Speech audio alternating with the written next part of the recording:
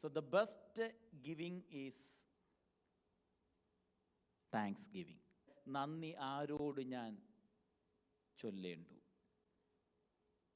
പാതി പാത്രമായ പിതാവിനോടോ 10 മാസം ചുമന്ന അമ്മയോടോ ആരോടാണ് ഞാൻ നന്ദി പറയേണ്ടത്? നമ്മൾ ദൈവത്തോട് നന്ദി പറയുന്നതോടൊപ്പം തന്നെ നമ്മൾ മറ്റുള്ള പ്രിയപ്പെട്ടവരോട് നന്ദി പറയുവാൻ കടപ്പെട്ട പ്രിയപ്പെട്ടവരാണ്. ലൂക്കോസിൻ്റെ സുവിശേഷം 17-ാം അധ്യായം ഇവിടെ കാണുന്ന 10 കുഷ്ഠരോഗികളാണ്. അവരിപ്പോൾ അതിർത്തിയിലാണ്. അന്നത്തെ നമുക്കറിയാം യഹൂദന്മാരായിരിക്കുന്ന പ്രിയപ്പെട്ടവരാണ് അവിടുത്തെ ക്ലീൻ മെമ്പേഴ്സ്. ശമരിയർ അതുപോലെ തന്നെ കുഷ്ഠരോഗികൾ ഇങ്ങനെയുള്ള പ്രിയപ്പെട്ടവർ അൺക്ലീൻ മെമ്പേഴ്സാണ് ആ കമ്മ്യൂണിറ്റിയിലുള്ള പ്രിയപ്പെട്ടവർ. പ്രത്യേകിച്ച് കുഷ്ഠരോഗം ബാധിച്ച ആളുകൾ അന്നത്തെ കാലഘട്ടത്തിൽ മാത്രമല്ല പിന്നീടുള്ള പല കാലഘട്ടങ്ങളിലും അവർക്ക് അതൊരു ദൈവശിക്ഷയാണെന്നും സമൂഹത്തിൽ നിന്ന് അകൽച്ച അനുഭവിക്കപ്പെടേണ്ട ആളുകളാണെന്നും അന്നത്തെ കാലഘട്ടത്തിലും മറ്റിതര കാലഘട്ടങ്ങളിലുമൊക്കെ കുഷ്ഠം രോഗം ബാധിച്ച പ്രിയപ്പെട്ടവരെ അകറ്റിയാണ് നിർത്തിയിരിക്കുന്നത്. കാരണം അവരുടെ അസുഖം അന്നത്തെ കാലഘട്ടത്തിൽ പടരാനായിട്ടും മറ്റുള്ളവർക്ക് അത് ഉണ്ടാകാനായിട്ടും സാധ്യതയുണ്ട്. അതുകൊണ്ട് എല്ലാ മേഖലകളിൽ നിന്നും അവരെ ഒഴിവാക്കിയിരുന്നു. സോഷ്യലി അവർ ഡിസ്റ്റൻ്റ് ആയിരുന്നു. അതുകൊണ്ടാണ് ഇവരെ അതിർത്തിയിലാക്കിയിരിക്കുന്നു എന്ന് പറഞ്ഞിരിക്കുന്നത്. അതൊരു വില്ലേജിലാക്കിയിരിക്കുന്നു എന്ന് പറഞ്ഞിരിക്കുന്നത്. ഇവർക്ക് യാതൊരു വിധമായ പൊതുപരിപാടികളിലും സംബന്ധിക്കുവാനായിട്ട് സാധിക്കത്തില്ല. ഇവരെ ദൂരെ നിന്ന് തന്നെ വിളിച്ചു പറയണം, അൺക്ലീൻ അൺക്ലീൻ, ഞങ്ങൾ അശുദ്ധരാണ് എന്ന് പരസ്യമായിട്ട് അവർ വിളിച്ചു പറയണം. കാരണം മറ്റുള്ളവർ മാറിപ്പോകാൻ വേണ്ടിയാണ്.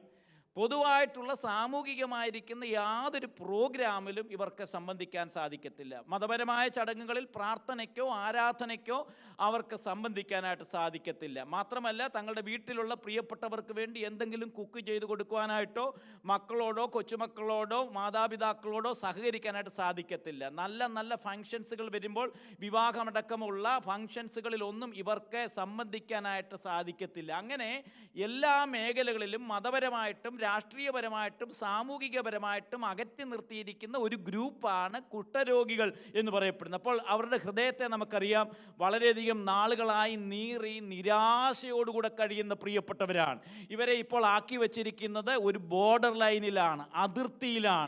അന്നത്തെ കാലഘട്ടത്തിൽ ആരും കുഷ്ഠരോഗികളുടെ അടുക്കലേക്ക് പോകുകയില്ല, കുഷ്ഠരോഗികളെ തൊടുകയില്ല. എന്നാൽ നമ്മുടെ കർത്താവ് പല സന്ദർഭങ്ങളിലും അവരെ തൊട്ടു സൗഖ്യമാക്കി എന്ന് പറയപ്പെടുന്നുണ്ട്.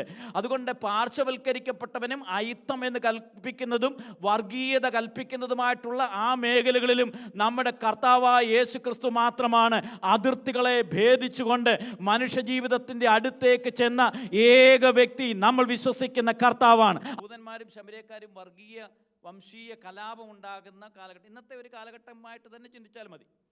വംശീയ കലാപമുണ്ട്. യഹൂദന്മാരാണ് പ്യുവർ ബ്ലഡിൻ്റെ ഉടമകൾ, ഹൈകാസ്റ്റ് ആളുകളാണ്, അല്ലെങ്കിൽ ഹൈ ക്ലാസ് ആളുകളാണ് യഹൂദന്മാർ. ശുദ്ധരക്തത്തിൻ്റെ ഉടമകൾ എന്ന് വിശ്വസിക്കപ്പെടുന്നത് യഹൂദന്മാരാണ്.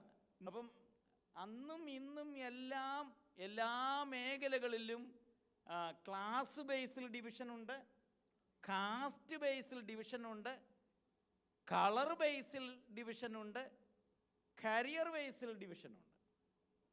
ഇപ്പം ഇവർ 10 പേരും കുഷ്ഠരോഗികളാണ്. ഇവിടെ ശുദ്ധരക്തത്തിൻ്റെ ഉടമകളായിരിക്കുന്ന 9 യഹൂദന്മാരുമുണ്ട്. അശുദ്ധരക്തത്തിൻ്റെ ഉടമയായിരിക്കുന്ന ഒരു ശമരിയാക്കാരനായ കുഷ്ഠരോഗിയുമുണ്ട്. രോഗം വരുമ്പോൾ, ദൗർഭാഗ്യങ്ങൾ വരുമ്പോൾ, പ്രശ്നങ്ങൾ വരുമ്പോൾ എല്ലാവരും ഒന്നാണ്. ഇപ്പോൾ പ്രളയമുണ്ടാകുമ്പോൾ, ഭൂകമ്പം ഉണ്ടാകുമ്പോൾ മുസ്ലിമും ക്രിസ്ത്യാനിയും ഹിന്ദുവും എല്ലാവരും ഒന്നാണ്. കോവിഡ് വന്നപ്പോൾ വലിയ ആളുകളും ചെറിയ ആളുകളും എല്ലാം ഒരുപോലായിരുന്നു. ഭക്ഷണത്തിന് വേണ്ടി നിന്നതിൽ വലിയ ആളുകളും ഉണ്ടായിരുന്നു, ചെറിയ ആളുകളും ഉണ്ടായിരുന്നു.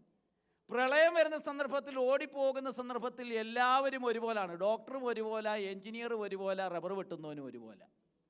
കാരണം ദൗർഭാഗ്യങ്ങളും ഒക്കെ വരുന്ന സന്ദർഭത്തിൽ, രോഗം വരുന്ന സന്ദർഭത്തിൽ, പ്രതിസന്ധികൾ വരുന്ന സന്ദർഭത്തിൽ അന്ന് നിറമില്ല, അന്ന് വർണ്ണങ്ങളില്ല, അന്ന് ക്ലാസ് ഇല്ല, അന്ന് കാസ്റ്റ് ഇല്ല, എല്ലാവരും ഒന്നാണ്.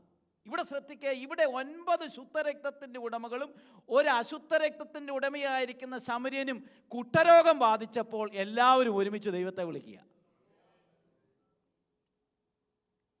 എന്നാൽ അതിൻ്റെ അടുത്ത താഴോട്ട് വരുന്ന വേദഭാഗത്ത് രേഖപ്പെടുത്തിയിട്ടുണ്ട്, നന്മ ലഭിച്ചപ്പോൾ, സൗഭാഗ്യമുണ്ടായപ്പോൾ, ഉപകാരം ലഭിച്ചപ്പോൾ ഒരുത്തൻ മാത്രമേ വരുന്നുള്ളൂ, ഒരു ഫോറിനർ.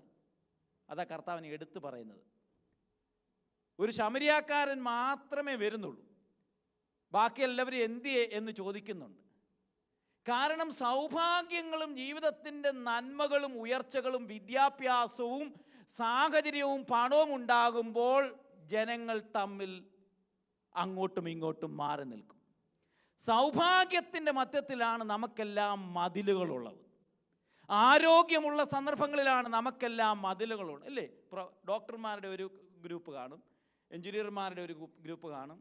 പണ്ടൊക്കെ ആണെങ്കിൽ സൈക്കിൾ ഉപയോഗിക്കുന്ന ആളുകളെല്ലാം ഒരു ടീമാണ്, മാരുതി കാർ ഉപയോഗിക്കുന്നവരെല്ലാം ഒരു ടീമാണ്, അല്ലെങ്കിൽ വലിയ വലിയ വീടുകളുള്ളവർ. ഇന്നാണെങ്കിൽ തന്നെ വലിയ സെലിബ്രിറ്റീസും എല്ലാം ബിവർലി ഹിൽസ്, മാലിബു, അതുപോലെ തന്നെ ഡോക്ടേഴ്സ് എല്ലാം സ്പെഷ്യൽ എഡിഷനിൽ ഒക്കെ താമസിക്കത്തുള്ളൂ. കാരണം സൗഭാഗ്യങ്ങളുടെ മധ്യത്തിൽ എല്ലാ പ്രിയപ്പെട്ടവർക്കും മതിലുകളുണ്ട്. പക്ഷേ വേദനകളും ദുരിതങ്ങളും ദുഃഖങ്ങളും രോഗങ്ങളും വരുമ്പോൾ എല്ലാവരും സമന്മാരാണ്.